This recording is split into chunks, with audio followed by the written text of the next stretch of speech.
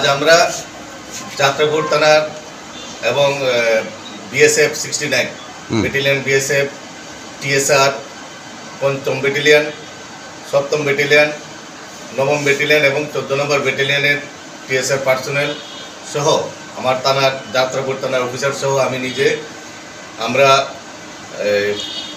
এটা জগৎরামপুর এখানে তুইসামা একটা এরিয়া আছে, ওই এরিয়াতে গভীর জঙ্গলে এখানে প্রচুর পরিমাণে গাঁজার চারা দেখতে পাই, মেচুর চারা।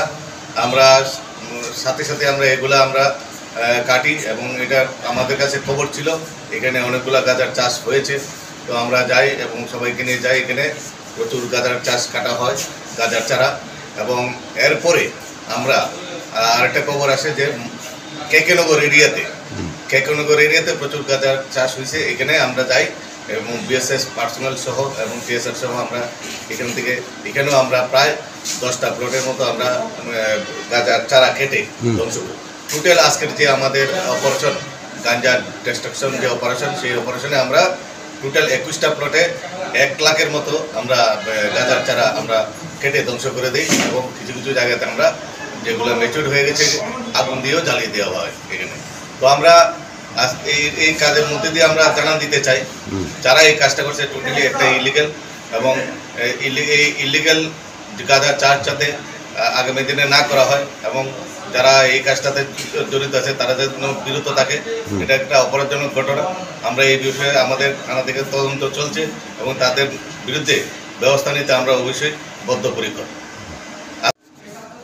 আজ আমরা গোপন খবরের ভিত্তিতে জগৎরামপুর এরিয়াতে এখানে তৈসামা একটা জায়গা আছে, ওই এরিয়াতে আমরা খালি জঙ্গলে, গভীর জঙ্গলে প্রচুর পরিমাণে গাঁজা দেখতে পাই এবং এখানে গিয়ে আমরা যাত্রাপুর থানার পুলিশ অফিসার সহ স্টাফ এবং ৫ম ব্যাটালিয়নের টিএসআর, ৭ম ব্যাটালিয়নের টিএসআর, ৯ম ব্যাটালিয়ন টিএসআর, ১৪ নম্বর ব্যাটালিয়ন টিএসআর এবং 69 বিএসএফ ব্যাটালিয়নের অফিসার সহ এবং ওনাদের বিএসএফের উমেন স্টাফ সহ আমরা টোটাল এইখানে আমরা 11টা প্লট আমরা এখানে গাঁজা কেটে ধ্বংস করি এবং গাঁজার চারাগুলো ম্যাচিউর হয়ে গিয়েছিল, আমরা কেটে ধ্বংস করে দিয়ে আসি।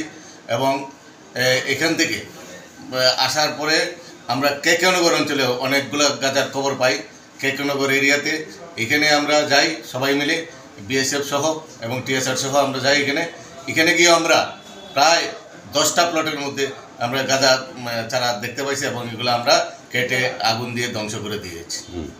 এবং এটা একটা অপরাধজনক ঘটনা। যারা এই কাজের সাথে জড়িত তাদেরকে এই কাজ থেকে বিরত থাকার জন্য আমি অনুরোধ রাখছি এবং আমরা আগামী দিনে এই ধরনের জারি থাকব এবং এই কাজের সাথে যারা যারা জড়িত আছে তাদের বিরুদ্ধে আমরা থানার পক্ষ থেকে আইনগত ব্যবস্থা নিতে বদ্ধপরিকর।